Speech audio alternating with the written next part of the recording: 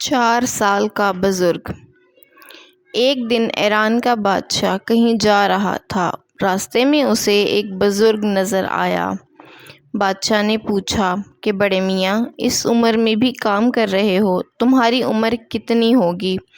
بوڑھے نے جواب دیا، بادشاہ سلامت، آپ کی عمر اور دولت میں اضافہ ہو، اس گنہگار کی عمر صرف 4 سال ہے۔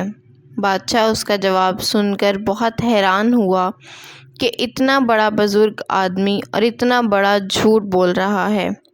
تمہاری عمر 80 سال سے کم تو نہیں ہو سکتی۔ بوڑھے نے جواب دیا کہ بادشاہ سلامت، آپ کا اندازہ بالکل صحیح ہے۔ 80 سال میں سے 76 سال میں نے ایسے ہی ضائع کر دیے، جس میں صرف اپنا اور اپنے بچوں کا پیٹ پالنا ہی کام سمجھا۔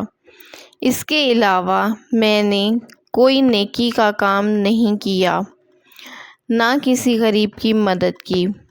اب 4 سال سے یہ عقل آئی ہے کہ ہم صرف اپنے لیے پیدا نہیں ہوئے، بلکہ دوسروں کا بھی ہم پر بہت حق ہے۔ بس اب وہی حق پورا کر رہا ہوں، اسی لیے اپنی اصلی عمر صرف 4 سال ہی گنتا ہوں، کیونکہ اس سے پہلے والے 76 سال میں ضائع سمجھتا ہوں۔